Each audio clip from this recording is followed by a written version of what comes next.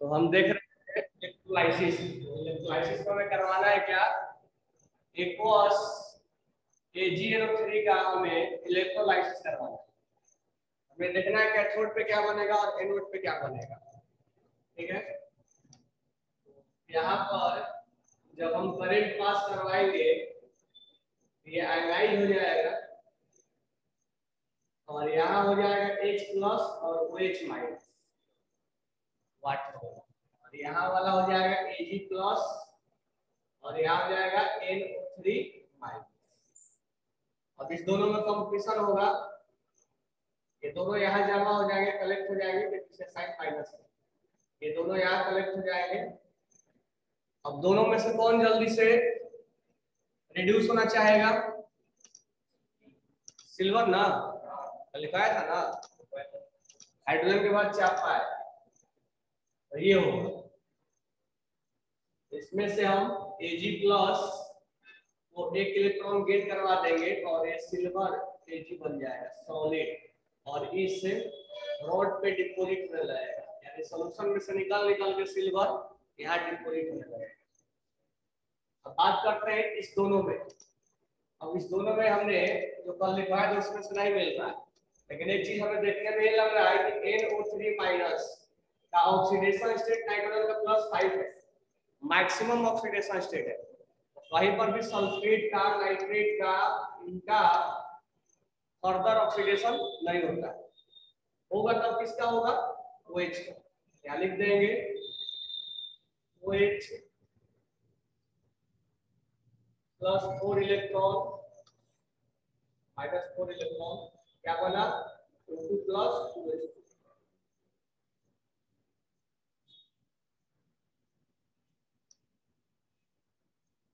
यहाँ पर oxygen gas evolve होगा और यहाँ पर सिल्वर डिपोजिट होगा।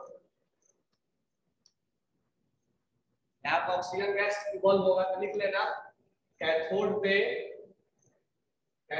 सिल्वर डिपोजिट होगा और एनोड पे ऑक्सीजन गैस इवॉल्व होगा। नेक्स्ट लिखना, एक्वस H2SO4, एक्वस H2SO4 का इलेक्ट्रोलाइसिस करवाओ और बताओ कैथोड और एनोड पे क्या बनेगा।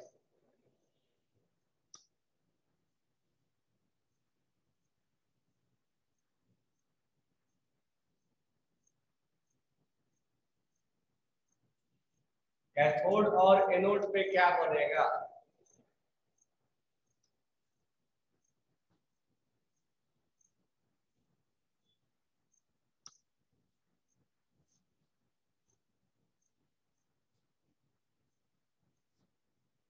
आंसर आया संस्कृति का, आंसर आया निधि मानव का।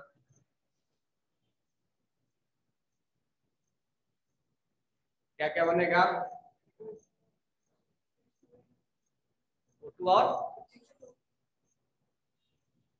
O2 बनेगा और H2 बनेगा, सही है ना। एक्वस H2SO4, एक्वस से मिल जाएगा H प्लस और ये OH माइनस मिल जाएगा। तो कहीं कहीं बुक में ही वाटर भी लिखता है, ठीक है, तो तुम वाटर भी लिख सकते हो, मैं तुम्हें समझने के लिए OH लिख रहा हूँ, जानते हो बुक में OH वाटर भी लिखता है। वाटर का हाइड्रोलाइसिस करवाता है, इसलिए कि वाटर जो ज्यादा से ज्यादा OH नहीं देता है ना, बहुत कम OH देता है। और H2SO4 से मिल जाएगा H प्लस और SO4 माइनस 2, ये दोनों यहाँ कलेक्ट हो जाएंगे, ये दोनों यहाँ कलेक्ट हो जाएंगे। इस दोनों में तो कोई प्रॉब्लम है ही नहीं, 2H प्लस प्लस 2 इलेक्ट्रॉन बन गया हाइड्रोजन। इस दोनों में इसका तो होगा ही नहीं, ये मैक्सिमम ऑक्सीडेशन स्टेट में OH इलेक्ट्रॉन्स चार्ज लूज करके बन जाएगा O2 + 2H2। तो यहाँ से ऑक्सीजन गैस इवॉल्व हुआ और यहाँ से हाइड्रोजन गैस इवॉल्व हुआ, यहाँ O2 इवॉल्व हुआ और यहाँ हाइड्रोजन इवॉल्व हुआ। लिख लेना, कैथोड पे हाइड्रोजन गैस इवॉल्व हुआ और एनोड पे ऑक्सीजन गैस इवॉल्व हुआ, ठीक है। और प्लेटिनम रॉड भी लिख लेना, प्लेटिनम का रॉड है। नेक्स्ट बताना, AgNO3 एक्वस AgNO3 और सिल्वर का रॉड है, यानी जो रॉड है वो सिल्वर का है, तो कैथोड एनोड पे क्या बनेगा?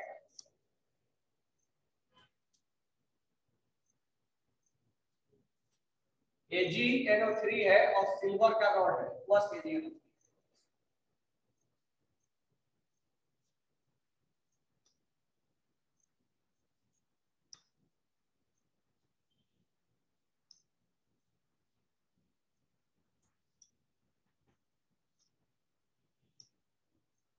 और कैथोड एक आंसर आया, हो गया। सिंपल सा है, अगर उसी के सॉल्यूशन में उसी का रॉड ले लिया जाएगा ना, एक सिल्वर का रॉड डिक्रीज होगा, वॉल्यूम बनाओगे तो मिलेगा। पहला इक्वेशन लेवल 1 का है। अगर उसी का सॉल्यूशन है, उसी का रॉड है, तो टाइम टू टाइम ये जो सिल्वर है इसके बारे में सोचना नहीं है, ये धीरे धीरे डिके हो जाएगा और आके सॉल्यूशन में मिलता चल जाएगा, और इस सॉल्यूशन में जो मिलेगा वो जाके यहाँ डिपोजिट हो जाएगा। एक Ag से इलेक्ट्रॉन लूज करके बन जाएगा Ag+। ये एक ये सॉलिड है और ये कहाँ चला जाएगा? एक्वस में। ये काम होगा कहाँ? एनोड पे।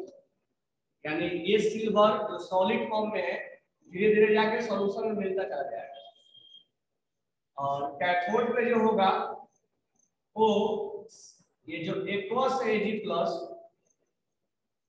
ये इलेक्ट्रॉन गेन करके सिल्वर यानी सॉलिड फॉर्म में सॉल्यूशन में से यहाँ जाके डिपोजिट हो जाएगा। एक डीके होगा और एक का मास डिक्रीज होगा, एक का मास इंक्रीज होगा। अच्छा यार क्या बनेगा? हम बोलेंगे कि यहाँ ये रिएक्शन होगा, यहाँ पर ये रिएक्शन।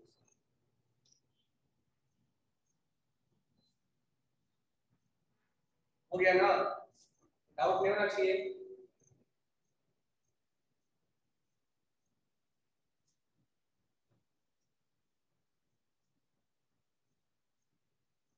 बाकी सब आएगा तो बना लोगे ना?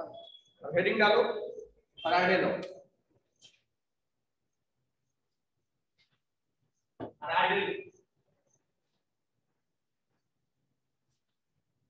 अब इलेक्ट्रोलाइसिस से क्वेश्चन पूछा जाता है नेक्स्ट, इसी पर बेस्ड है फराडे लॉ।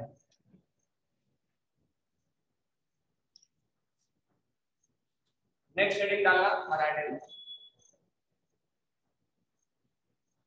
फराडे लॉ हम यहाँ दो लॉ पढ़ेंगे, Faraday first law, Faraday second law.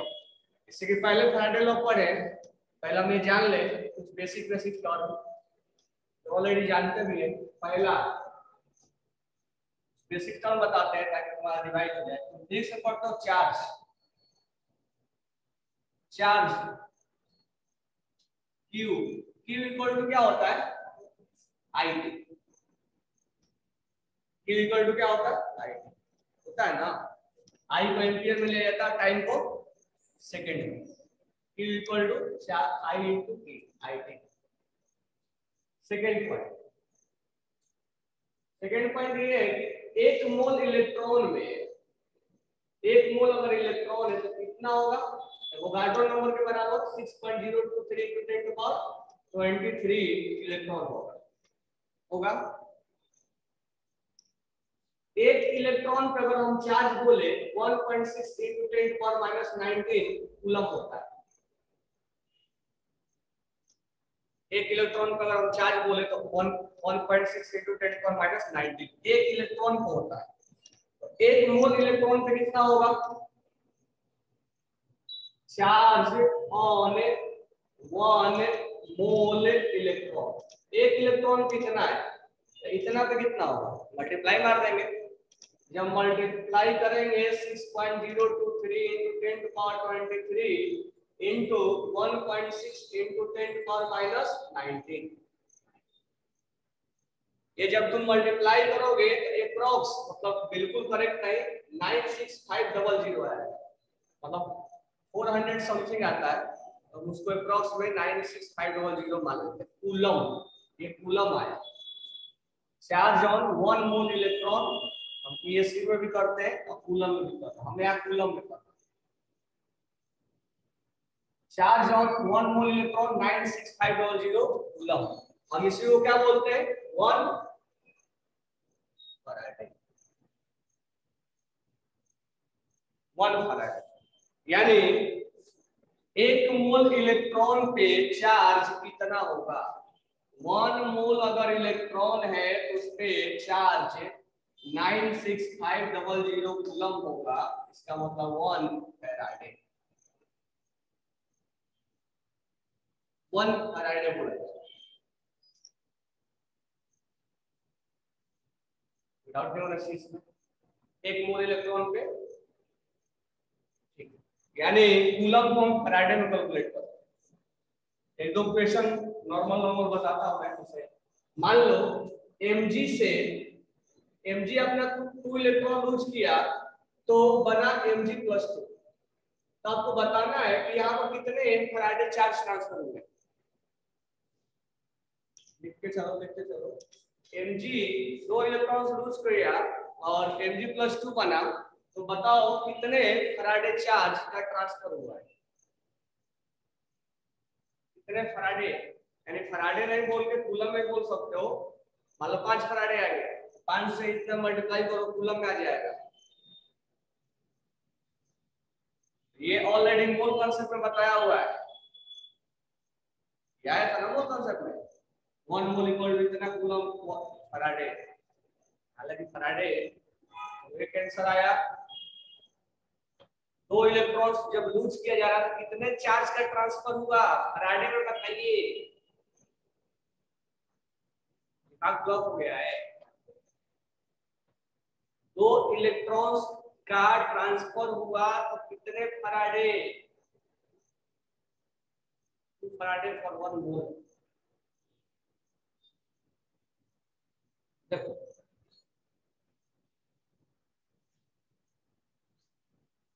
आ जाओ पीरियोडिक टेबल में।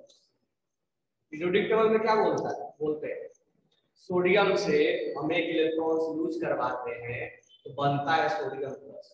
जो एनर्जी देते हैं उसको क्या बोलते हैं, आयोनाइजेशन एनर्जी आई। तुम क्या सोडियम के एक एटम से निकालते हो इलेक्ट्रॉन, नहीं ना।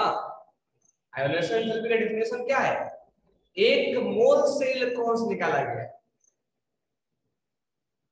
यानी तुम सोडियम को रिप्रेजेंट कर रहे हो एक एटम, लेकिन एक्चुअली में क्या है, 1 मोल है।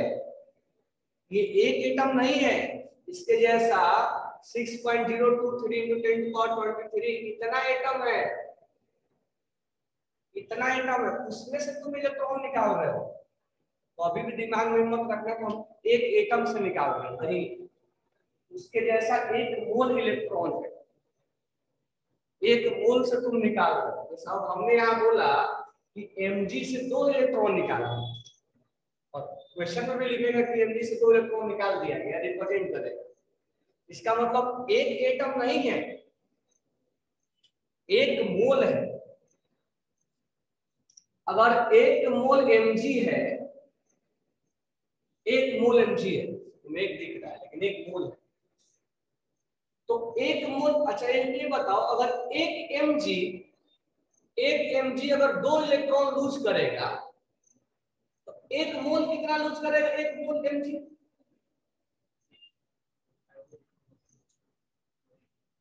ऐसा कर लो कि 6.023 इंटू 10⁻23 mg कितना लूज करेगा। एक कितना लूज करता है, इतना mg कितना लूज करेगा, 2 हो जाएगा ना। 2 इंटू 6.023 10⁻23 होगा ना। इसको क्या बोल देंगे, मोल। मोल ही है ना।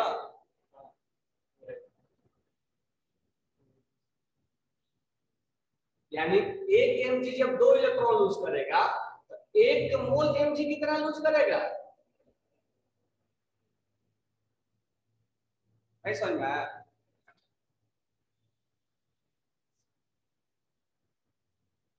सिंपल सा बात है।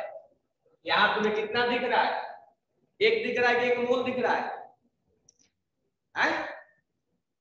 ये कभी भी एक मत सोचना 1 मोल है। 1 मोल दिख रहा है तुम्हें, 1 मोल से 2 इलेक्ट्रॉन लूज करवाए, 2 इलेक्ट्रॉन बोले तो हर mg से 2 इलेक्ट्रॉन। अच्छा मान लो कि 1 mg से 2 इलेक्ट्रॉन लूज करवाए, 10 mg से, ये सब समझ में आ जा रहा है। 6 mg से 2 Na को क्या बोलते हैं, ऐसा ना। तो कभी भी ये सोचना कि जब mg से 2 इलेक्ट्रॉन लूज किया जाता है तो 2mg+2 बनता है। तो ये मत सोचना कि 1 mg के बारे में बात की जा रही है, यानी यहाँ से 2 मोल इलेक्ट्रॉन का ट्रांसफर हुआ है,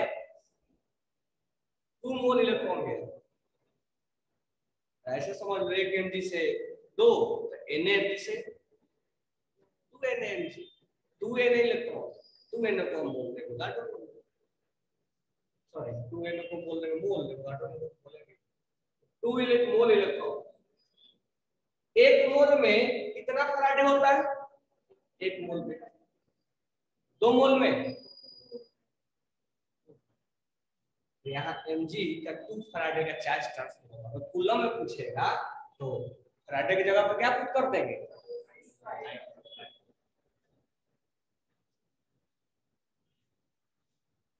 ये अभी मुझे समझाने की कोई रिक्वायरमेंट नहीं था, लेकिन मुझे लगा कि समझाना चाहिए, क्योंकि ऐसा मोल में तुम लोग पढ़ चुके हो और यहाँ ऐसा आने वाला है। समझ में आ गया ना। तो यहाँ पर हम बोल सकते हैं कि 2 फैराडे का इलेक्ट्रॉन्स का ट्रांसफर हुआ है, 2 फैराडे का ट्रांसफर हुआ है। कूलम में चाहिए तो कूलम में देते हैं। अगर मान लो एल्युमिनियम है, 3 इलेक्ट्रॉन्स का ट्रांसफर हुआ है, एल्युमिनियम +3 वाला, तो 1 मोल एल्युमिनियम पे कितने फैराडे का ट्रांसफर हुआ है, 3 मोल का। अब 3 मोल क्या हो जाएगा, 3 मोल बोले तो 3 फैराडे होगा ना, नहीं होगा।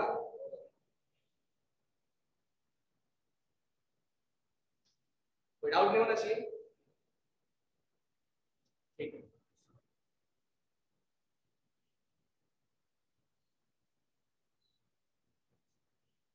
अच्छा चलो इस सेकंड पार्ट को लिख लिए होगे ना, थर्ड पार्ट बताते हैं। थर्ड पार्ट से सेकंड पार्ट को कनेक्ट करेंगे।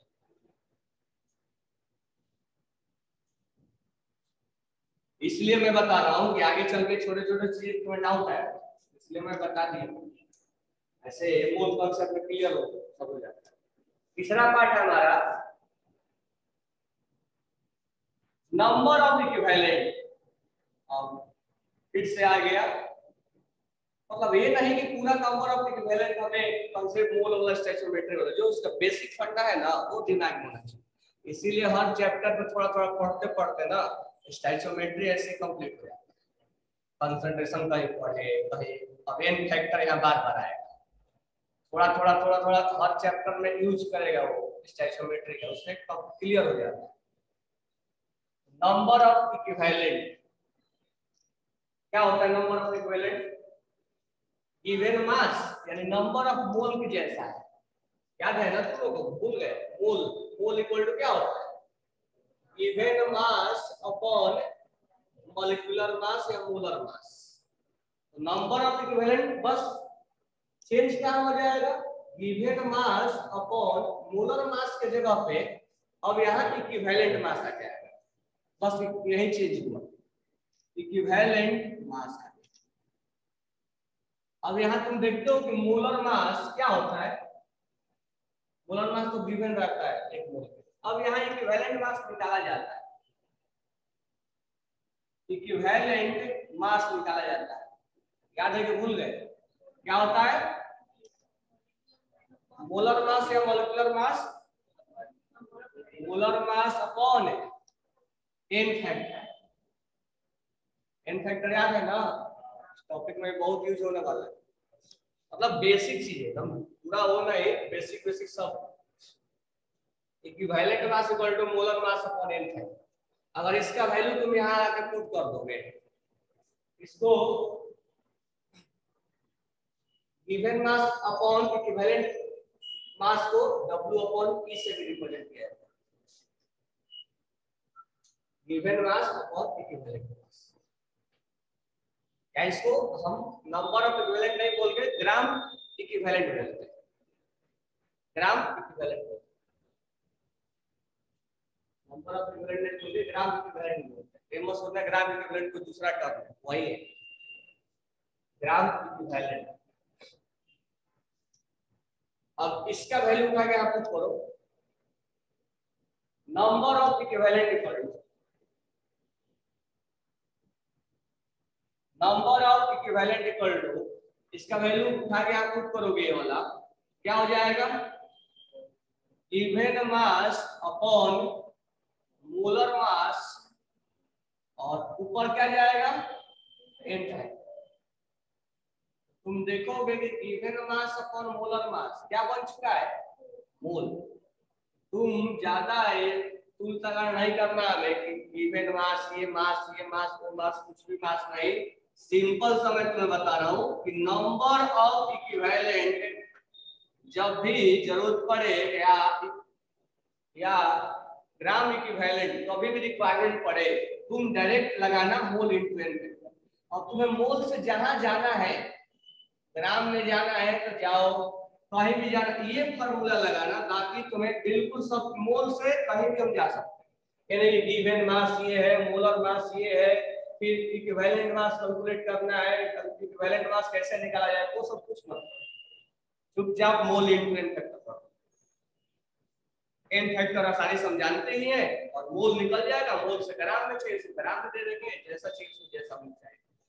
अब यहाँ से तुम्हें याद होगा नंबर ऑफ इक्विवेलेंट, एक और फॉर्मूला होता है, हालांकि इसका यूज नहीं होता है, नंबर ऑफ इक्विवेलेंट पढ़े ना, number of equivalent upon volume n into v, हालांकि यूज नहीं होगा, बस मैं लिखवा देता हूं n इनटू v,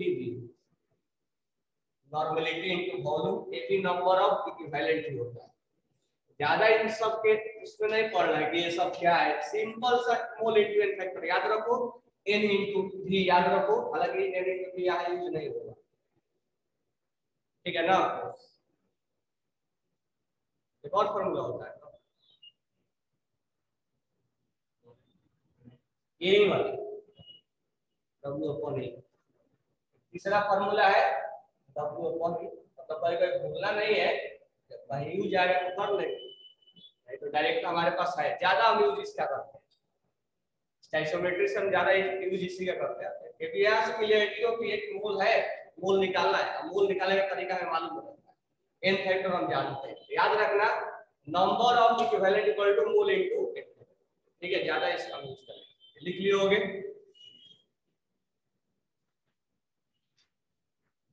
तो यहां से नंबर ऑफ इक्विवेलेंट हमने बात किया, हटा दो ना।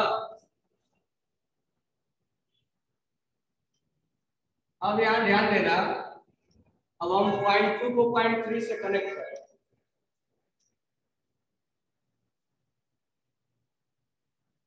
टू एंड 3, हमने बोला था Mg 2 इलेक्ट्रॉन लूज करेगा, बनेगा Mg+2। तो अगर 1 मोल Mg अगर है तो कितना इलेक्ट्रॉन, कितना फैराडे इलेक्ट्रॉन का ट्रांसफर हुआ है, 2। अगर यहाँ पर अल्युमिनियम अगर है, एल्युमिनियम 3 इलेक्ट्रॉन लूज किया, बन गया अल्युमिनियम +3। तो 1 मोल अल्युमिनियम कितना इलेक्ट्रॉन ट्रांसफर किया है,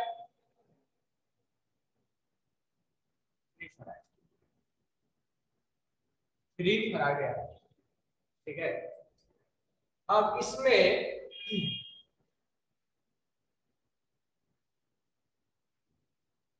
अब इस चीज को अगर 1 मोल हमें निकालना है तो हमने 3 फैराडे तो निकालना, एक और तरीका हमारे पास निकालना, कैसे, इस तरीके से, हालांकि इतना ही यूज करो तो कोई फर्क नहीं पड़ेगा, ठीक है, मैं बस तुम्हें कनेक्ट करवा रहा हूं, ऐसे यूज नहीं पड़ेगा। मोल कितना मोल अल्युमिनियम का, 1 मोल, और एन फैक्टर क्या होगा अल्युमिनियम का, 3, जो चार्ज होता है वही होगा 3। कहने का मतलब है 1 मोल अल्युमिनियम का कितना चार्ज ट्रांसफर हुआ, नंबर ऑफ इक्विवेलेंट के बराबर फैराडे लॉ। मैं तुम्हें एनालिसिस करवा रहा हूँ, यूज नहीं करूंगा। यानी इसका मूल है 1 और इसका फैक्टर है 3a5। हमेशा काई पर देखें कितना चार्ज आएगा उतना फैराडे, यानी उतना फैराडे में नंबर ऑफ इक्विवेलेंट हम लिख सकते हैं। नहीं लिखो, जब क्वेश्चन आएगा तब बताएंगे। ये लिख लिया ना, फालतू का हमें रटना और नहीं है, डायरेक्ट कॉन्सेप्चुअल थॉट लाना है। कहां ऐसा ही पड़ेगा। सिंपल सा मैं 2 चीजें तुम्हें बताया। एक बताया कि 1 मोल पे 96500 कूलम होता है। हमारा 2 ही काम है। 1 मोल पे 96500 1 मोल इलेक्ट्रॉन पे 96500 कूलम चार्ज होता है, जिसको 1 फैराडे बोलते हैं। और number of equivalent equal to होता है मोल इंटू एटम। लिख लो बॉक्स बना के, ये दोनों ही ज्यादा हम यूज करते हैं। हमारा बेसिक पॉइंट में यही 2 मेन था।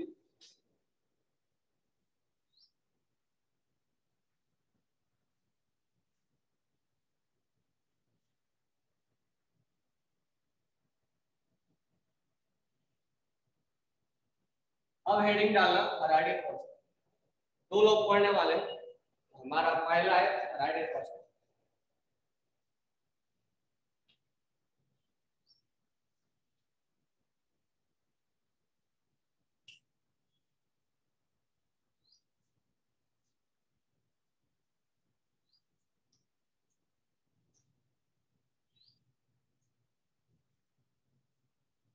अब जैसे मान लो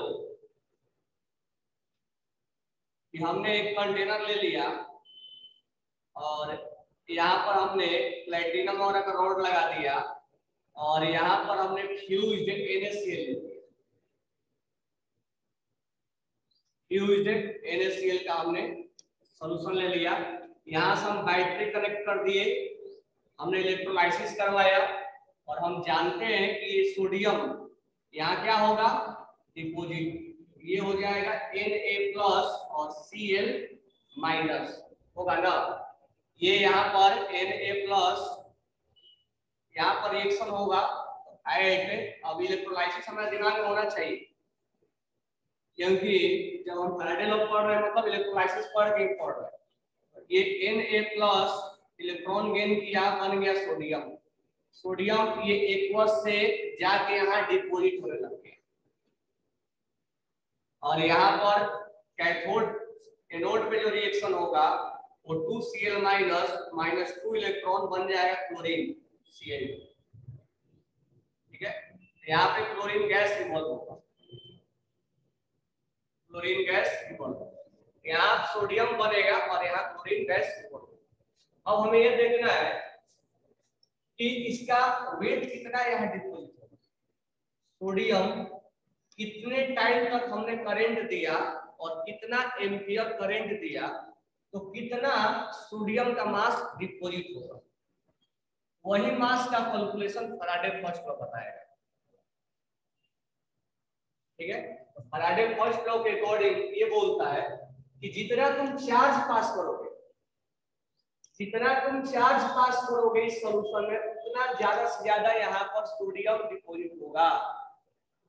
And according to Faraday first law, mass deposited on cathode of metal या कोई substance is directly proportional to charge। यही स्टेटमेंट है। तो according to Faraday first law, according to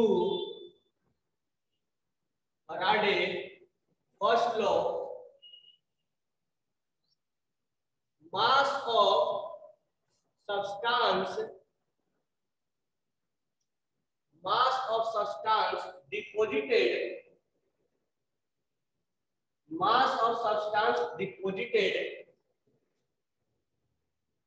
on cathode is directly proportional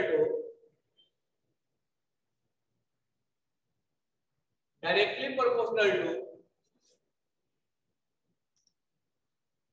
charge pass through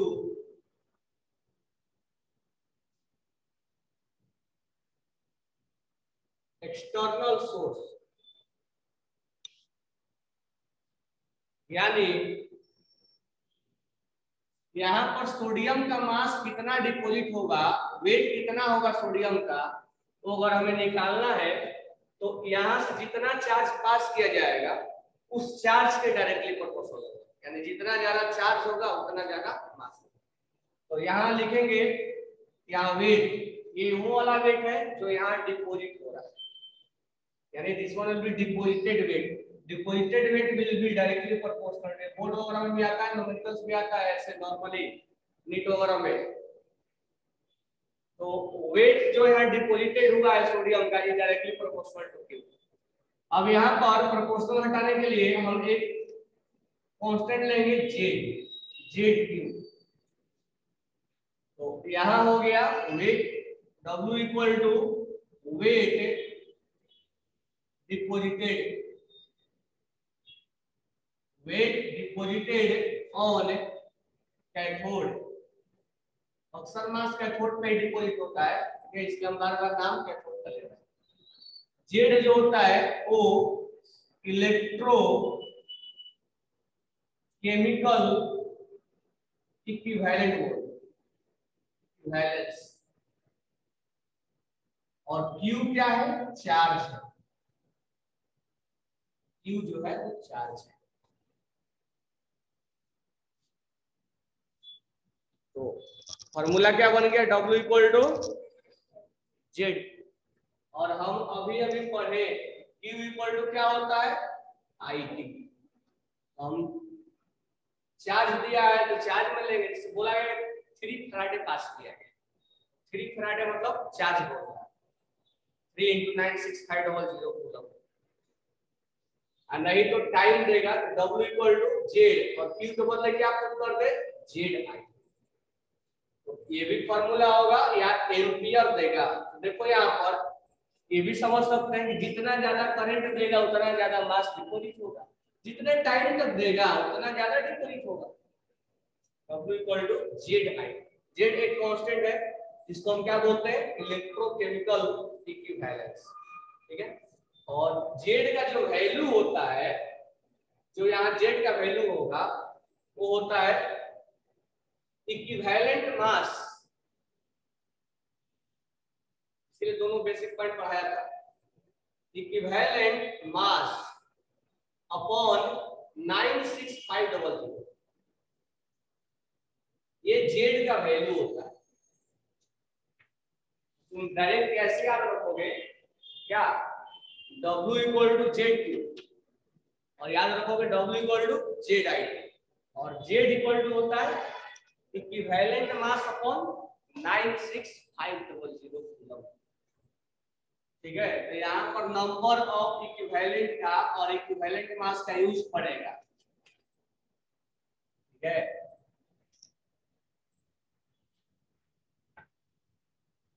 अब तुम इस फॉर्मूले को ऐसे भी लिख सकते हो, लेकिन लिखने कोई नीड नहीं है।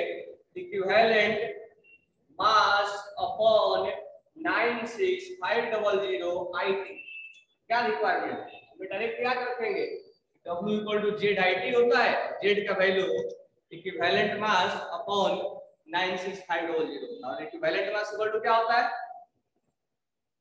Molar mass upon n factor होगा ना, मोलर मास अपॉन। अब मैं 2-3 चीज तुम्हें यहाँ पर याद करवा दूं क्योंकि ज्यादा फ्रीक्वेंटली यूज होगा। जब तुम इक्विवेलेंट मास निकालोगे तो तुम्हारे सामने जो यहाँ मेटल डिपोजिट होगा कैथोड पे, या तो सोडियम होगा। सोडियम के केस में एन फैक्टर क्या लोगे आप, 1। Mg डिपोजिट होगा तो एन फैक्टर क्या लोगे, अल्युमिनियम डिपोजिट होगा तो जो चार्ज है, चार्ज। अगर O2 कहीं इवॉल्व हुआ तो 4 लेना है, मैं रिएक्शन आएगा तो बताऊंगा। H2 आएगा तो क्या लेना है, 2 लेना है। कॉपर आएगा तो क्या लेना है, +2। सिल्वर आएगा तो क्या लेना है, +1। आयरन अगर आएगा तो देखो आयरन +2 भी हो सकता है, +3 भी आ सकता है। अगर कॉमनली ऐसा हम ले तो +3 लेंगे, अगर नहीं तो वो देगा फेरिक है कि फेरस, फेरिक होगा +3 लेंगे, फेरस होगा तो +2 लेंगे। ये सब बार बार n फैक्टर आएगा, लिख लेना। n फैक्टर हमें यही ज्यादा फ्रीक्वेंटली n फैक्टर, इससे ज्यादा नहीं है, अब एसिड बेस का नहीं आएगा, ज्यादा हमें मेटल के बारे में जो चार्ज है इनके ऊपर वही लिया जाएगा।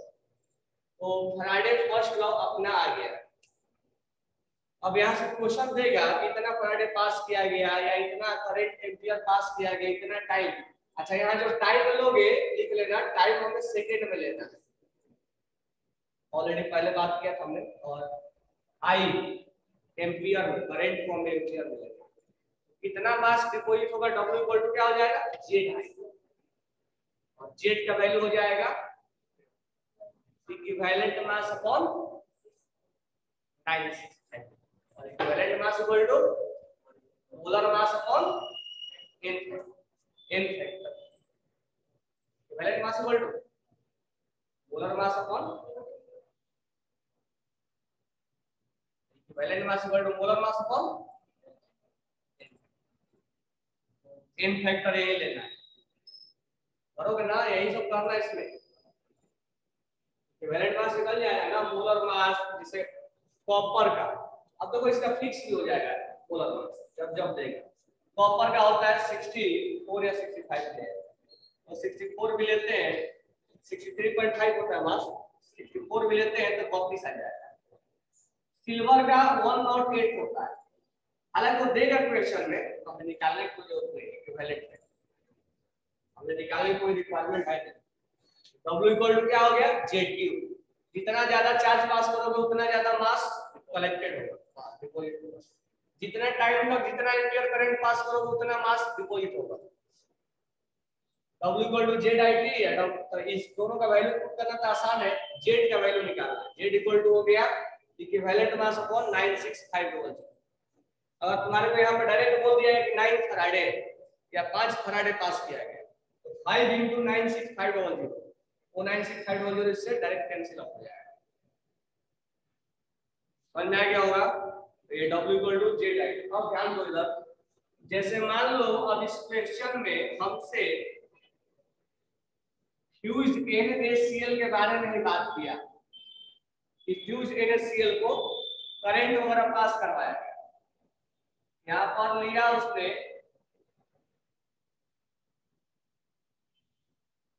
यहाँ पर फ्यूज्ड NaCl, अब पार्ट 2 में पढ़ा रहा हूं, मतलब लॉ 2 नहीं है, क्वेश्चन का टाइप बता रहा हूं।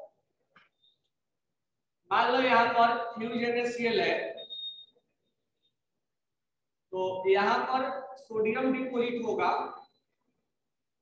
और यहाँ पर क्लोरीन गैस इवॉल्व होगा, राइट। सेकंड लॉ में पढ़ा, क्वेश्चन का टाइप पढ़ा।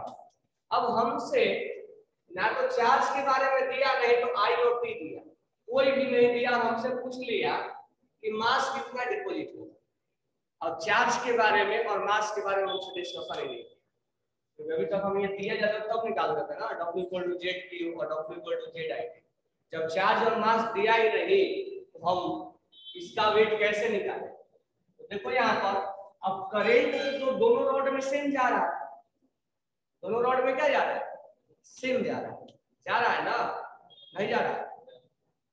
इसका मतलब यहाँ पर इसका नंबर ऑफ इक्विवेलेंट, कोई भी सब्सटेंस हो, कोई गैस हो, नंबर ऑफ इक्विवेलेंट और इसका नंबर ऑफ इक्विवेलेंट बराबर हो। मैं इस कॉन्सेप्ट को लिख रहा हूँ, और ज्यादा क्वेश्चन इस कॉन्सेप्ट मतलब नीट के लेवल पर इस कॉन्सेप्ट पे ज्यादा क्वेश्चंस बनते हैं। अगर करंट पास सेम करवाया गया तो सेम करंट पास करवाया गया तो ऑब्वियस सी बात है कि दोनों रॉड में सेम ही करंट पास होगा। दोनों जब सेम करंट दिया जा रहा है तो जब सेम करंट पास होगा, ऐसे हमने कंटेनर में लिख लिया है तो ऑब्वियस सी बात है सेम ही करंट होगा। तो हम लिखेंगे कि नंबर ऑफ इक्विवेलेंट, ऐसे बोल सकते हो जितना मोल यहाँ डिपोजिट होगा उतना मोल यहाँ डिपोजिट होगा, मोल के टर्म में नहीं बोलना है, किसके टर्म में बोलना है, इक्विवेलेंट के टर्म। क्यों, n फैक्टर अलग अलग हो सकता है, इसलिए मोल के टर्म में नहीं बोलना है। नंबर ऑफ इक्विवेलेंट, मान लो चार्ज यहाँ से सेम पास करोगे तो वेट डिपोजिट होगा, या जब गैस निकलेगा तो उसके मोल वेट दोनों बराबर होंगे, लेकिन मोल नहीं equivalent. Number of equivalent of substance at anode equal to number of equivalent of substance at cathode। मान लो हमें चार्ज नहीं दिया और हमें आई और टी का वैल्यू नहीं दिया और हमसे पूछ लिया कि मास कितना डिपोजिट होगा, लेकिन उसको तो अगर मास यहाँ पर कितना डिपोजिट होगा तो इसका इंफॉर्मेशन देना पड़ेगा उसको, बिना इसका इंफॉर्मेशन दिए कैसे होगा। तो या तो हमसे यहाँ मास कितना डिपोजिट हो जाए तो चार्ज दे दे, या आई और टी दे दे, और ये दोनों नहीं दे इसके बारे में दे, इसके बारे में क्या दे, मोल दे दे, कितना मोल डिपोजिट हुआ। तो मान लो जो एनोड पे हुआ नंबर ऑफ इक्विवेलेंट पर क्या होता है, मोल। मैं ए से लिख दे रहा हूं कि जो ए पे एनोड पे कलेक्ट हुआ, एन फैक्टर जो ए पे यानी एनोड पे जो आया एन फैक्टर इक्वल टू मोल जो कैथोड पे बना है और एन फैक्टर जो कैथोड पे बना है। अब हमें अगर इसके बारे में सब कुछ डिस्क्राइब करके क्वेश्चन में दिया जाए, इसके बारे में क्लोरीन के बारे में क्या दिया जाए कि एसटीपी पर क्लोरीन कितना एमएल बनता है। एसटीपी पे क्लोरीन मतलब बोला एसटीपी पे क्लोरीन गैस 22.4 लीटर इवॉल्व होता है, तो क्या हम एसटीपी पे मोल में नहीं बदल सकते हैं। तो बेसिक वाला चीजें सब यूज करना,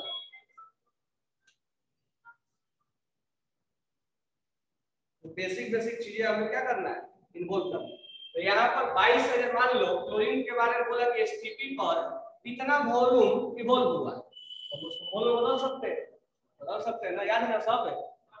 मोल इक्वल टू क्या होता है, गिवन वॉल्यूम अपॉन 22.4 लीटर, या अगर एमएल में है तो गिवन वॉल्यूम अपॉन 22,400, याद है ना। एसटीपी पे आपको यही देगा बात, तो उससे मोल निकल जाएगा। क्लोरीन का फैक्टर आपको 2 लेना है, कार्बन आएगा। यहाँ पर तुम जब रिएक्शन लिखे थे कितना इलेक्ट्रॉन यूज हो रहा था, तो यही है अपना एन। उस अभी जो एन फैक्टर लिखा है उसमें क्लोरीन भी लिख लेना, क्लोरीन का 2 लेंगे एन फैक्टर। जो लिखवाया था एन फैक्टर लिखे नहीं थे क्या तुम लोग, एन फैक्टर बहुत जरूरी है। तो इसके बारे में जब निकल जाएगा हमें एसटीपी पर दिया जाएगा घुमा हुआ कि इसका है, और एन फैक्टर हम जानते हैं, अब इसका एन फैक्टर तो जानते हैं कौन सा, बिकॉज़ सोडियम है तो +1 वो निकल जाएगा इसका। समझ में आया क्या, नहीं आया। चलो तो अभी फ्राइडे सेकंड लॉ पढ़ा दे रहा हूँ तब क्वेश्चंस करवाता हूँ।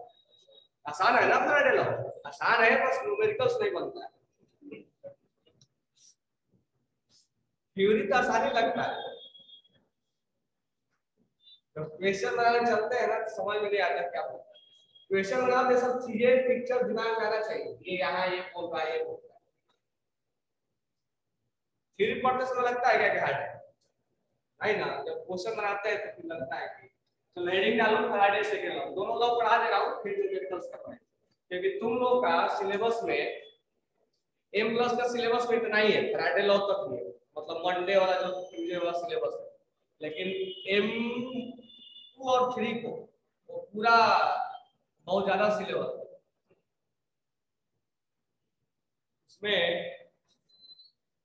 कंडक्टेंस भी है, कंडक्टिविटी भी है, कोहेरेंस लॉ भी है, सारा चीजें उसमें एटलीस्ट एक दिन में टॉपिक और न्यूमेरिकल के साथ करते जाएंगे और वॉल्यूम भी बनाना है। उसके बाद नेक्स्ट है टॉपिक इलेक्ट्रोकेमिस्ट्री का सॉल्यूशन। सॉल्यूशन तुम ऑलरेडी पढ़ चुके हो, डिग्री आया है वो उसमें सॉल्यूशन है, सॉल्यूशन तो पढ़ चुके हो, क्वेश्चंस प्रैक्टिस करवाएंगे लेकिन इसमें ज्यादा टाइम लेंगे। चलो Friday second law, Friday second law ध्यान देना, फ्राइडे सेकंड लॉ क्या बोलता है? फ्राइडे सेकंड लॉ में दो सेल को सीरीज में कनेक्ट कर देता है। When two cell are connected in series, दो सेल को सीरीज में कनेक्ट करें। मान लो एक उसने कंटेनर ले लिया और इस कंटेनर में कोई दूसरा मान लो CuSO4 है, उसका सॉल्यूशन, और इस कंटेनर में मान लो AgNO3 का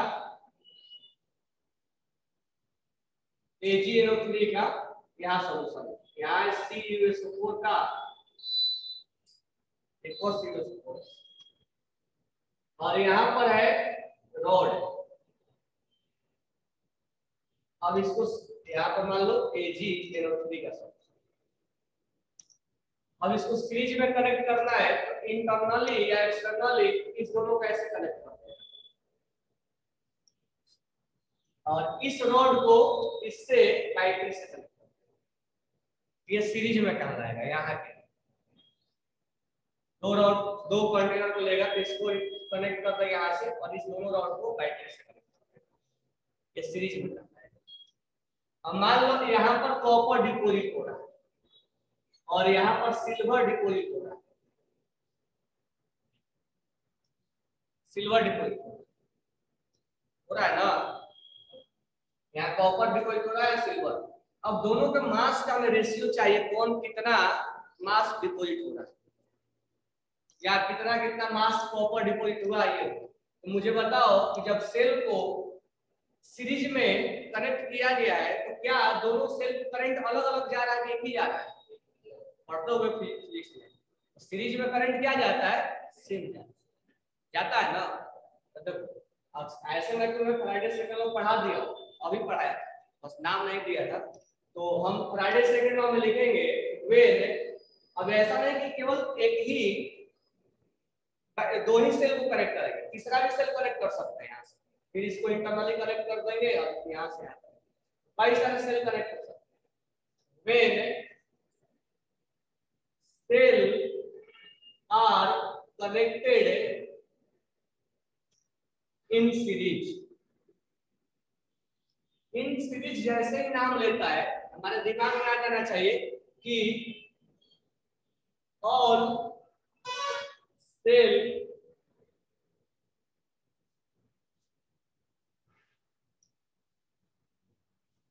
हैज सेम करंट, सारे सेल को सेम करेंगे। When cells are connected in series, यानी सबको, तो आगे का स्टेटमेंट मैं लिख रहा हूं, अभी लिखूंगा, तुम देखो आगे का स्टेटमेंट अभी लिख रहा हूं।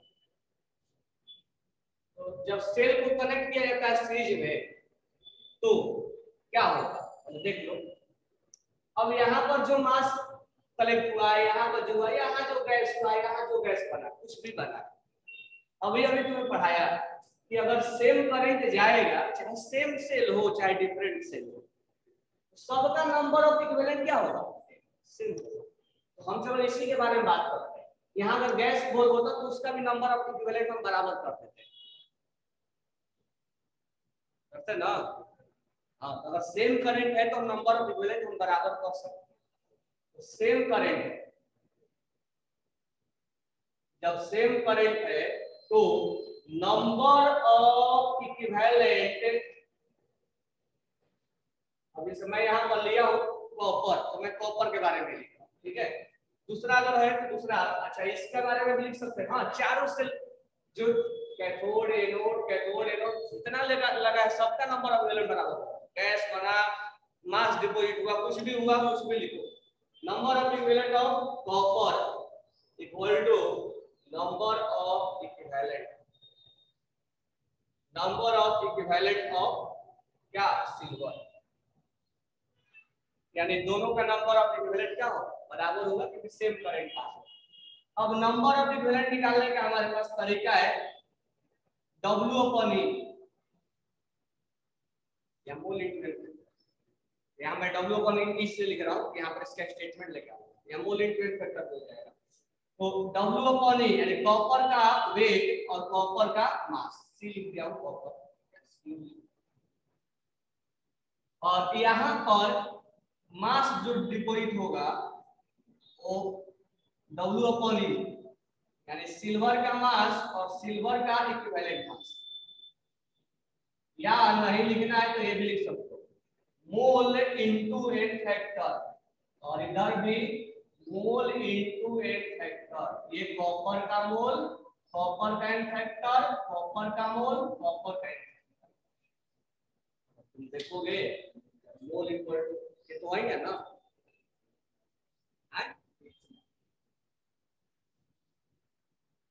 ये स्टेटमेंट समझ में आया? बताइए वाला समझ में आया कैसे लिख रहे हैं? तो चाहे तो तुम ये लिखो या तो ये लिखो, सेम करंट होगा तो नंबर ऑफ इक्विवेलेंट क्या होगा, सेम होगा। तुम W अपॉन E से बनाओ और नहीं तो मोल इनटू एन फैक्टर, जैसा तुम्हें मतलब लगे कि हम बना पा रहे हैं। अब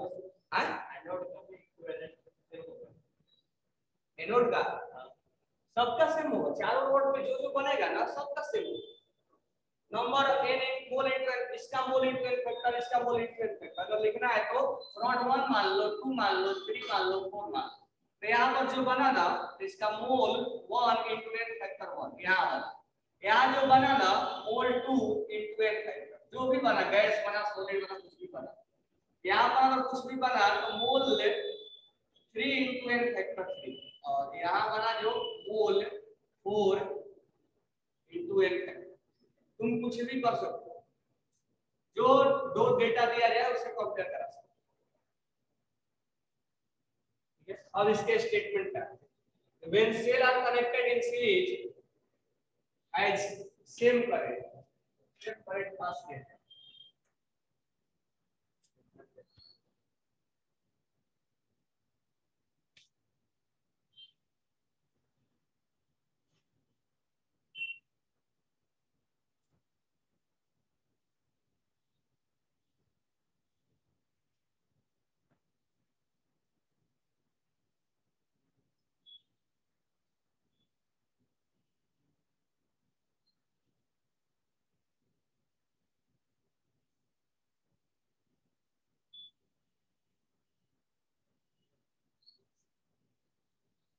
Same quantity of electricity passed through the different electrode. Same quantity of electricity, same current passed through different electrolyte, मतलब different cell connected in series. Connected in series, the weight of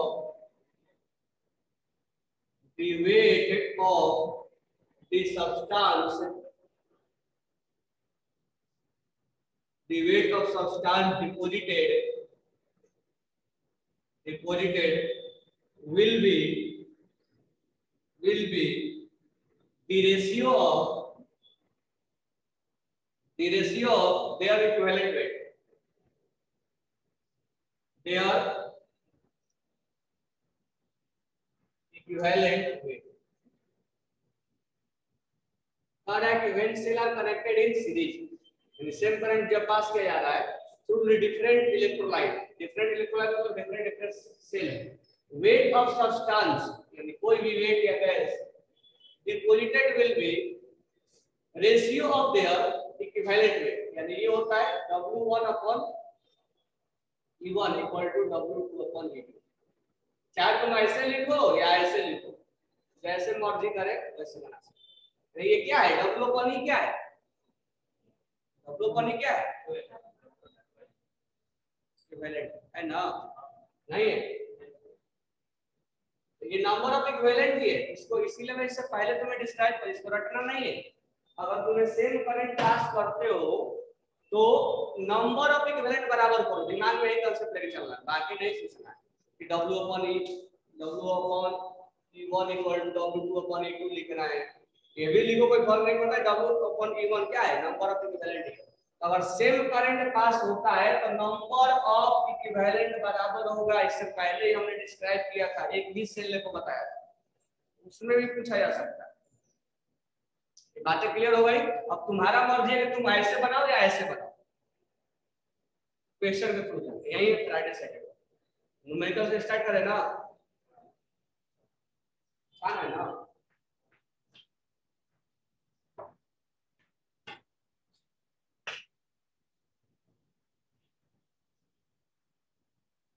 लिखो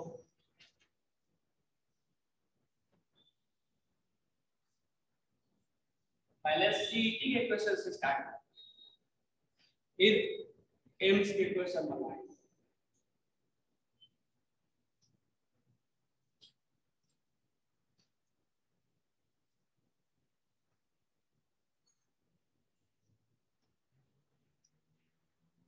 तो 506 में सीटी में आया क्वेश्चन लिखो, if 9650 coulomb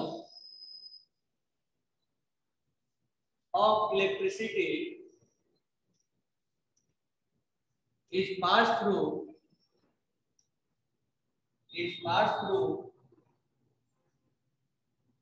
a copper sulfate solution, a copper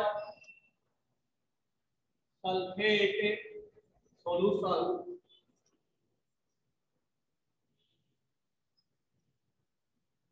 the number of mole of copper deposited will be, पहला option है 0.05, 0.01 to 3.1।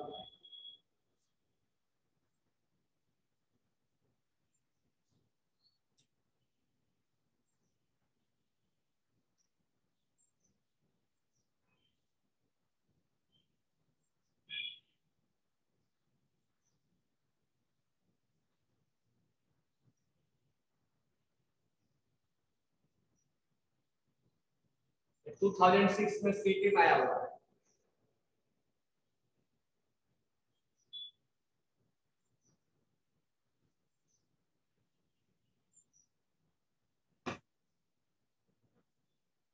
क्या रहा है?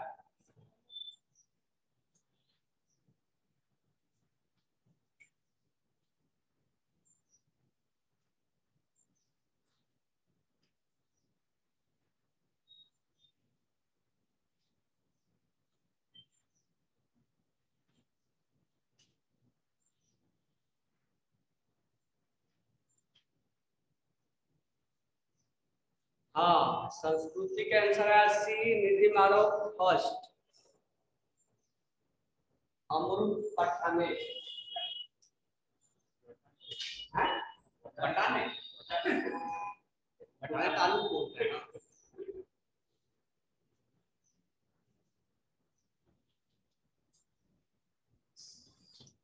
ठीक, क्या है आंसर?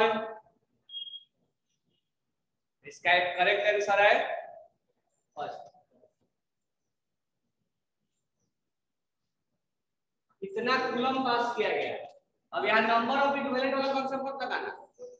जब चार्ज और आईटी दिया जाए तो क्या बोला था, जब चार्ज और आईटी नहीं दिया जाए तब हम नंबर ऑफ इक्विवेलेंट बराबर करते हैं।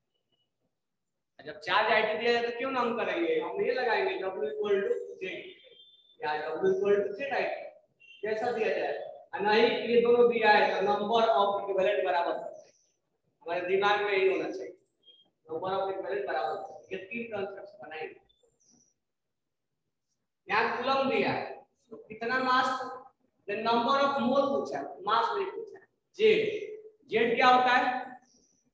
इक्विवेलेंट मास अपॉन 965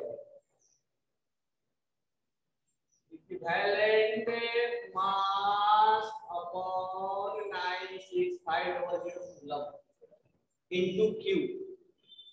क्यू कितना दिया है? 9650। चार्ज दिया है, चार्ज है, जब कूलम लिख दिया वो चार्ज है। ये कैंसिल हो जाएगा 10 10 से। अब ये है equivalent mass. Equivalent mass equal to क्या होता है? Molar mass upon n। Molar mass upon n factor और नीचे है 10। अब मोलर मास अभी अभी बताया अपॉन एन फैक्टर। ये कॉपर के लिए 64 लेना है, 63.5 होता है, 64 ले लेंगे। कॉपर का एन फैक्टर क्या होता है 2 + 2 होता है ना।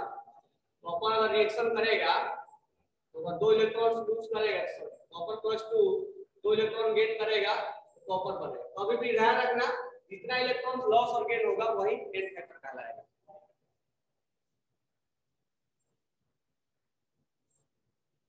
इनटू 10 क्या आ गया ये 32 यानी 3.2 आ गया। ये मोल आ गया, वेट आ गया। हमसे पूछा मोल, मोल पूछा given mass upon molar mass. ये डेसिमल हटा देंगे 1/20 कितना आ गया 20। क्या क्या क्वेश्चन में कुछ नहीं है, बस इधर से उधर घूमना है। तुम्हें इक्विवेलेंट मास निकालना है, मास निकल गया तो मोल निकालना है, तब मिलके बना हुआ बनना गया ना। नेक्स्ट क्वेश्चन लिखो। आज वॉल्यूम से बना लेना है कि इस बार इस टेस्ट में एक टॉपिक है वॉल्यूम का इंटरेस्ट लेवल 1 बना के चल रहा है। टाइम नहीं बचा लेकिन मैं एक क्वेश्चन पे डिस्कस करूंगा।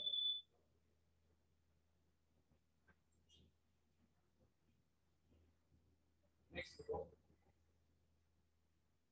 क्वेश्चन है if 1 Faraday of electricity, if 1 farad of electricity is passed through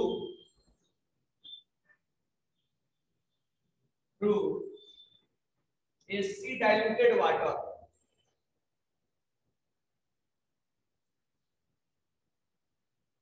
तो उसमें एसिड है इसलिए एसिड दिया गया है ना। वाटर जल्दी आयनाइज नहीं होता है ना।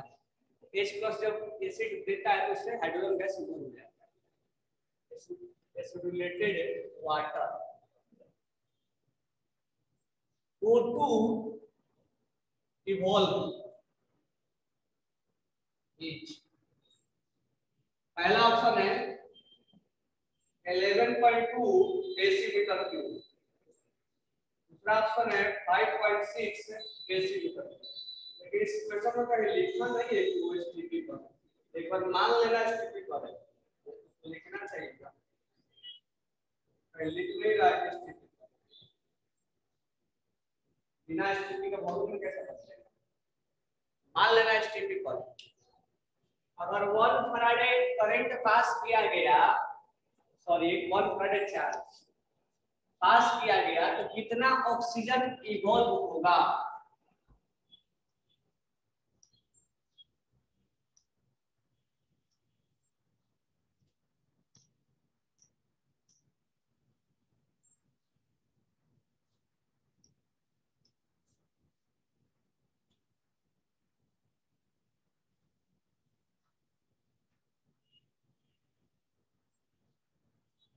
चलो नितिन मारो का सेकंड ऑप्शन, सुश्रुति का फर्स्ट ऑप्शन, और किसी का आंसर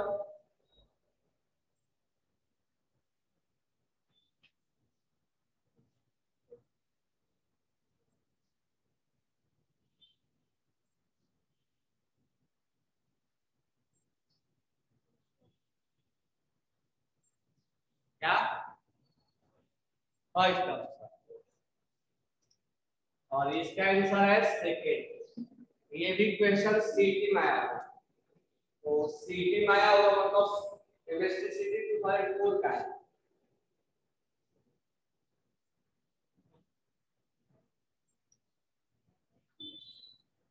सब भगवान भरोसे है।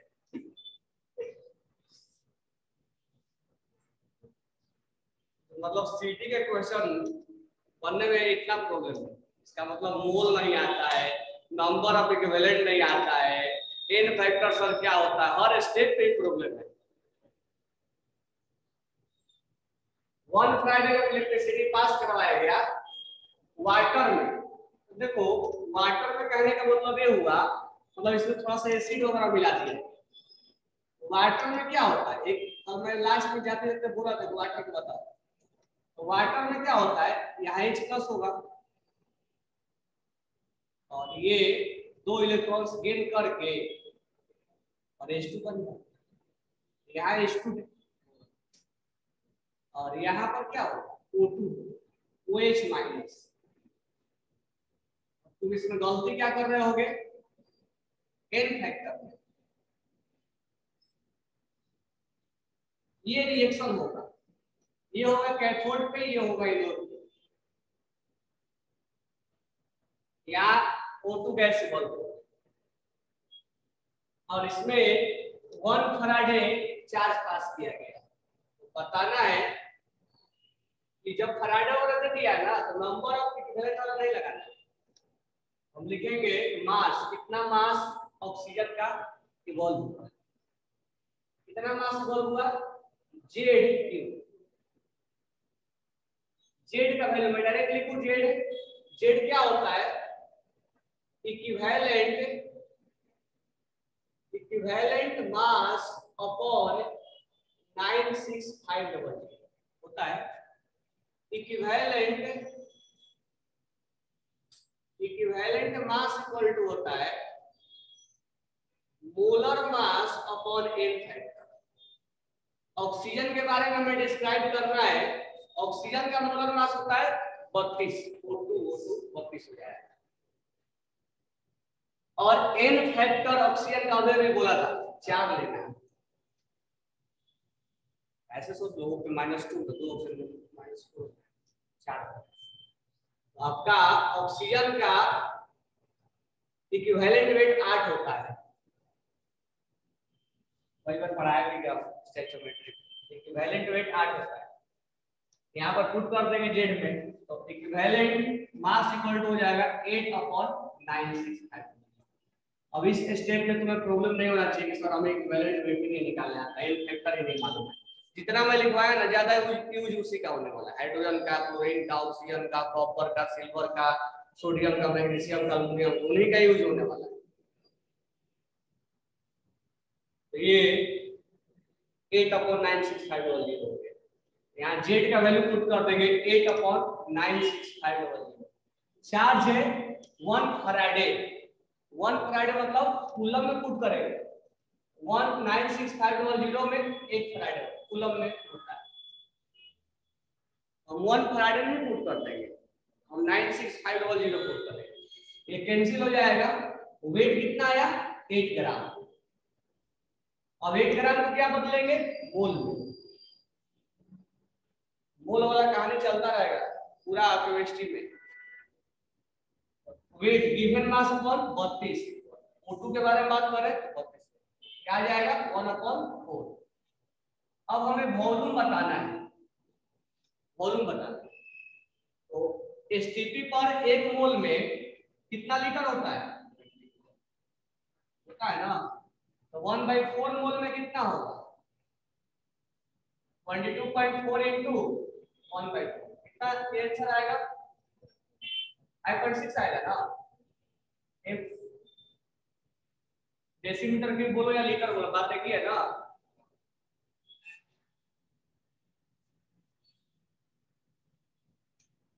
इस क्वेश्चन में तुम्हें क्या नहीं आ रहा, ये स्टेप नहीं आ रहा था, ये नहीं आ रहा था, इक्विवेलेंट वेट नहीं निकालने आ रहा था, जब मास आ गया तो मोल में बदलने नहीं आ रहा था, मोल में नहीं बदलने आ रहा था, फिर वॉल्यूम में नहीं बदलने आ रहा था। तो ये जितना पार्ट है इक्विवेलेंट वेट निकालना, मोल, ये वाला पार्ट केवल फर्स्ट लॉ से मिलेगा।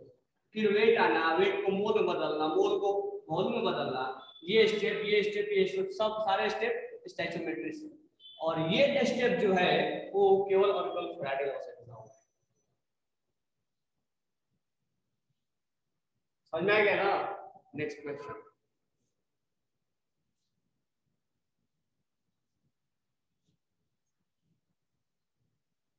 मैं सोचा कि उस इस टाइप का क्वेश्चन बना के और थोड़ा सा लेवल बढ़ाओ, मुझे क्या पता।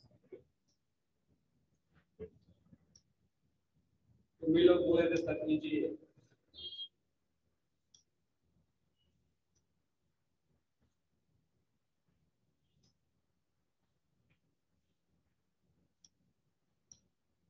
क्या हुआ ना, बीटेक में जब पढ़ रहे थे फर्स्ट ईयर में, तुम तो बीटेक करोगे नहीं, फर्स्ट ईयर में केमिस्ट्री पढ़ाए और यही सब केमिस्ट्री वहाँ प्रोफेसर विजिट हो केमिस्ट्री पढ़ाते, वो पेज लिख के लाते थे। मतलब उनके पास इतना दिमाग था, वो बिना एक पेज का ऐसे नहीं लिखते वे, मतलब कोई भी सॉल्यूशन थ्योरी पढ़ाना हुआ ना, एक एक पॉइंट वहां पर आगे लो, पूरा एक लाइन छाप देते। और जब बच्चा पूछता था सर एक्सप्लेन कीजिए, अरे तुम लोग फर्स्ट ईयर में आए हो, पढ़ के आए होगे ना 11 12 वही सब तो है। एक दिन क्या हुआ, उनका पेज कहीं से बीच में से गायब हो गया। तो वो जब लिखे तो एक आया, उसमें से कुछ इक्वेशन था a equal to b plus c। अब लड़का सब पूछने लगा सर c कहां से आया। फर्स्ट ईयर में जाने के बाद सब लड़का थोड़ा वो बन जाता है, मतलब निर्लज, कुछ भी सर से पूछ रहा है, सर c कहां से आया। अब उनका पेज गुम हो गया, था ही नहीं अगला पेज, कहीं गिर गया। अब वो सोचे तो क्या, सब लड़का सब वो सर c कैसे आएगा बताओ ना सब जल्दी। अब वो पढ़ गए, अब तुम तरह निकालो, तुम्हें निकालने आता है, तुम लोग पढ़ गए हो और हमें नहीं निकालने आता, आप निकाल के बताओ। फिर बहाना बना के जब मीटिंग है कल बताएंगे सर, फिर कल आए, फिर वही छाप के लाए। अरे तुम लोग इतना नहीं आता है।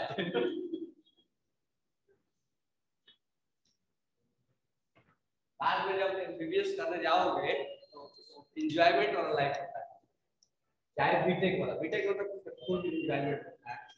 बस 11 12 ही हमें, अगर अच्छे कॉलेज में चले गए ना तो लाइफ में एंजॉयमेंट है, अगर नहीं गए ना तो लाइफ में एंजॉयमेंट नहीं है। नेक्स्ट क्वेश्चन लिखना, the amount of silver deposited by passing the amount of silver deposited by passing 241.25 coulomb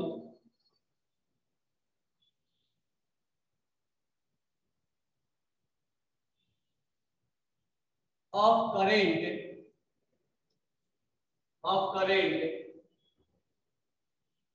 through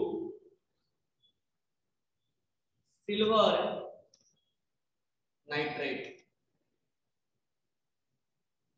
अब देखो इसमें इलेक्ट्रोलाइसिस आ रहा है ना, बिना इलेक्ट्रोलाइसिस का हमें ये चीज नहीं समझ में आएगा कि क्या क्या डिपोजिट हो रहा है, क्या क्या बन रहा है।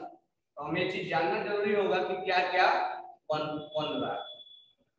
इसमें इलेक्ट्रोलाइसिस बाय डिफॉल्ट आना चाहिए, और ये हम उम्मीद करते हैं कि आज घर पे तुम इसको प्रिपेयर करोगे, कल थोड़ा सा लेवल बढ़ा के इसमें कुछ क्वेश्चन करवा देंगे नंबर ऑफ इक्विवेलेंट वाला, फिर हम आगे इस करना स्टार्ट करते हैं।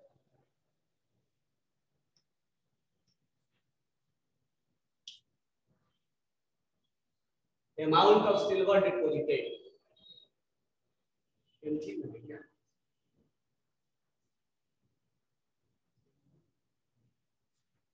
ग्राम ग्राम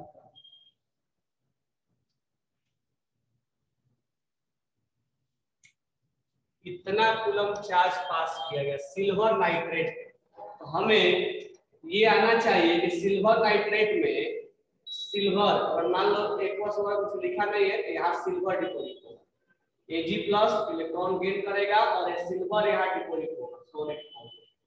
ये रिएक्शन हमें आना चाहिए, मतलब जो अभी पढ़ाया था इलेक्ट्रोलाइसिस वो कंप्लीट आना चाहिए। करंट वगैरह पास करेंगे तो यहाँ ये सिल्वर का मास बताना है।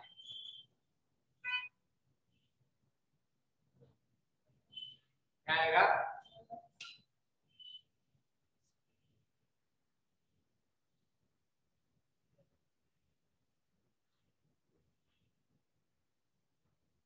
हाँ इस बार सही है, थर्ड ऑप्शन आएगा। ठीक है, किसका किसका आया, निधि मार्ग संस्कृति और किसने भेजा है ऊपर।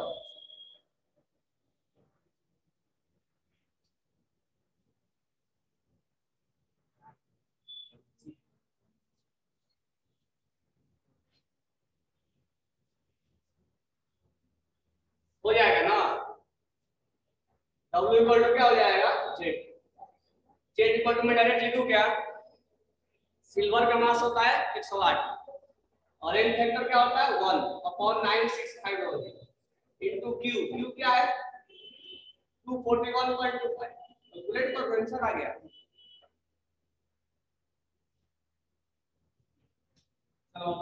इस टाइप के क्वेश्चन कर लोगे ना, कौन कितना इवॉल्व होगा कितना नहीं होगा। एक लास्ट क्वेश्चन और करवाते हैं। तो चार्ज दिया जाएगा, अब एक वॉल्यूम से क्वेश्चन कर लेना, मैं तुम्हारे भरोसे पे छोड़ दे रहा हूं, ठीक है। चार्ज दिया जाएगा, करंट दिया जाएगा, टाइम दिया जाएगा, कितना डिपोजिट होगा वो सब निकालना है, ठीक है। अब एक वैलेंट वाला जैसे चार्ज अगर नहीं दिया तो कैसे करेंगे, एक लिख लेना, the weight of silver, इसका एटॉमिक वेट 108 है, दिया हुआ है, मैं लिख दे रहा हूं, displaced by a quantity of electricity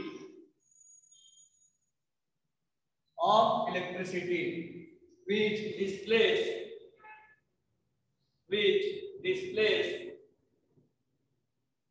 5600 ml of O2 at STP will be। अब इसमें हमें कहीं रिएक्शन वगैरह नहीं लिखा हुआ है, ठीक है, कि कौन सा किसका हमें इलेक्ट्रोलाइसिस करवाया गया, बस इतना दिया गया है कि एक कंटेनर लिया गया होगा और एक कैथोड होगा एक एनोड होगा, करंट यहाँ से दिया गया होगा, मान लो यहीं पर यहाँ O2 गैस इवॉल्व हो रहा है और यहाँ पर सिल्वर डिपोजिट हो रहा है, तो हम मान लेंगे क्योंकि हमें रिएक्शन वगैरह नहीं इसमें कुछ दिया नहीं है किसका इलेक्ट्रोलाइसिस करवाना है, बस इतना है कि सिल्वर डिस्प्लेस हो रहा है कहीं से और एक जगह दूसरे जगह पे ऑक्सीजन लिबरेटेड हो रहा है। यहाँ ऑक्सीजन के बारे में दिया, कितना करंट है, चार्ज नहीं दिया है, कितना करंट पास करवाया गया, एम्पियर करंट नहीं दिया गया है और टाइम भी नहीं दिया गया। इसका मतलब हमें इसके बारे में जरूर दिया गया है कि ये 5600 ml कितना क्या हो रहा है, डिस्प्लेस हो रहा है, यानी इतना ये लिबरेट हो रहा है। तो हमें इसका मास बताना है, वेट ऑफ, तो ये दे दिया जाए और ये पूछ लिया जाए, समझ में आया क्या, ये दे दिया जाए और ये पूछ लिया जाए, कैसे निकालेंगे। अभी तक तो हम ये कर रहे थे, जब W equal to Z Q या हम कर रहे थे W equal to Z I T, तो हमारा पास क्यू दिया है तो आई और टी दिया, तो हम ये लगाने वाले नहीं है। अब ये इसके बारे में इंफॉर्मेशन, इसके बारे में इंफॉर्मेशन, सेम करंट है तो नंबर ऑफ इक्विवेलेंट दोनों को क्या कर देंगे, बराबर कर देंगे। आंसर बताओ क्या आएगा, ऑप्शन अगर चाहते हो तो ऑप्शन है इसका 5.4 ग्राम 5.4 ग्राम और 10.8 ग्राम 54.0 ग्राम और 108.0 ग्राम। एक क्वेश्चन जो है सीटी का नहीं, एक क्वेश्चन एआईपीएमटी का, मतलब नीट में आया है, एआईपीएमटी में 2014 का क्वेश्चन है। चलो इसका किसका आंसर आया, नीति मारो बियानी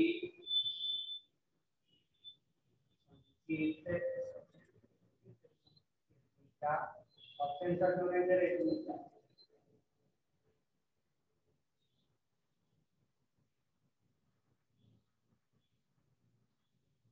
चलो चेक करते हैं। तो इसका आंसर जो है वो डी, ये एआईपीएमटी 2014 में आया था, मतलब नीट में पहले एआईपीएमटी के नाम से था, all India pre medical test, all India pre medical test. अब आजकल नीट है, पहले ये था। निकल जाएगा ना।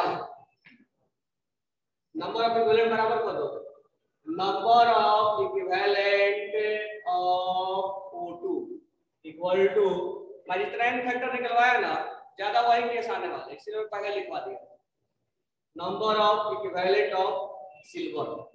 नंबर ऑफ इक्विवेलेंट तुम दो तरीके से निकालो, W को नहीं लगा दो या मोल इंटू एन फैक्टर, जो तुम्हारा आसान लगे। मेरे को आसान लगता है मोल इंटू एन फैक्टर, क्योंकि इसमें कन्वर्ट करना है हम कर लेते हैं। यहाँ पर मोल इंटू एन फैक्टर, इसका मोल ऑक्सीजन का कितना है, इतना ml है, हम मोल को बदल सकते हैं ना 5600 अपॉन 22400।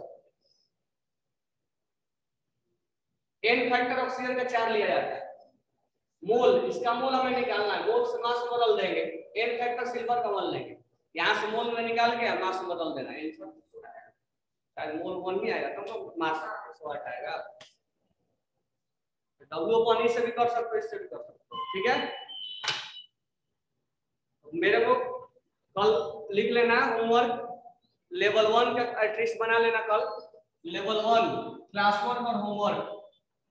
क्लास 1 का ज्यादा टाइम नहीं लगेगा, अगर तुम आधे घंटे बैठोगे ना हो जाएगा। लेवल 1 का क्लास 1 का होमवर्क 2 टॉपिक बनाना, इलेक्ट्रोलाइसिस और ये फ्राइडे, ज्यादा टाइम नहीं लगने वाला, आसान है, बनाओगे एक बार आसानी से आएगा। अगर बना लेते हो तो कल आगे टॉपिक कंडक्टेंस कंडक्टिविटी वगैरह टीच करेंगे, तो बनाते हो तुम लोग निकल सकते हैं। टेस्ट में तुम लोगों को ज्यादा आ रहा है, इन लोगों का सिलेबस हो गया।